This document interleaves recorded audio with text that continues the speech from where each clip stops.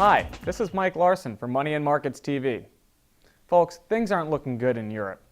Just a few days after the great bailout, German officials continue to express concern about rescuing their irresponsible Eurozone neighbors. That sentiment's casting doubt on further bailouts and causing bonds in Spain, Italy, and other countries, as well as bank stocks across Europe, to tank again. And what about our debt crisis here in the US? Well, the August 2nd deadline for resolving the debt ceiling debate is getting closer and closer, but Republicans and Democrats continue to get farther and farther apart on reaching a deal. Now, I think we may ultimately get a last-minute agreement, but I also think it won't satisfy the ratings agencies.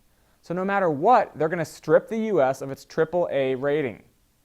Meanwhile, all signs point to an ongoing economic slump. New home sales declined for the second month in a row in June, while home prices plunged more than 4.5% from a year earlier, the biggest drop in 18 months. Most importantly, durable goods orders fell 2.1% when economists were expecting an increase. And the GDP figures we just got out were even lousier. Growth was barely more than 1% in the second quarter after a downwardly revised 0.4% in the first quarter. Bottom line, folks, don't expect macroeconomic or political catalysts to boost the stock market for long. And worse, we're even starting to get some bad news from corporate America. You know, bullish investors have always pointed to earnings to support their argument to buy, despite the lousy macroeconomic backdrop. But now, even that fallback position is proving to be pure hogwash. Consider the case of 3M, which makes everything from Post-it notes to auto parts. It disappointed investors with its profit margin and sales numbers in the most recent quarter, and its revised earnings forecast for the full year came in short of analyst estimates. As a result, 3M shares tanked by the most in 9 months. Or how about Caterpillar? You know the company that sells heavy mining and construction equipment, and you're probably aware it sells into every major market around the globe. So Wall Street sat up and took notice when it missed profit estimates for the first time in 10 quarters.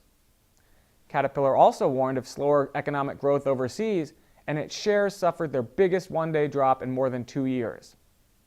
Then there's United Parcel Service, the biggest shipping company in the world. Its shares fell the most in 13 months after the company warned of an extremely sluggish U.S. economy and weaker growth in select foreign markets. Goldman Sachs, the preeminent too-big-to-fail bank and brokerage firm, it missed expectations by a country mile. And Boeing forecast 2011 earnings per share that fell short of the average forecast. In other words, the list of earnings disappointments goes on, and taken together, these results tell me that the economic recovery, that never really felt like a recovery to many of us, is petering out.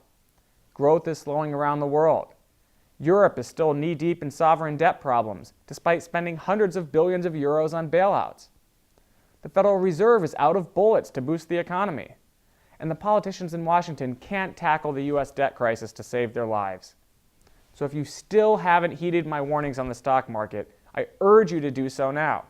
Transport stocks, retail stocks, financial stocks, and cyclical stocks all look vulnerable to me, especially now that earnings are coming up short. So either sell down your equity exposure, add inverse ETFs as hedges, or do both. Also, make sure you own some gold. With both Europe and the US embroiled in debt crises, it's absolutely essential that you hold gold bullion, the Spider Gold shares, or related investments. I'm Mike Larson for Money and Markets TV. Thanks for watching.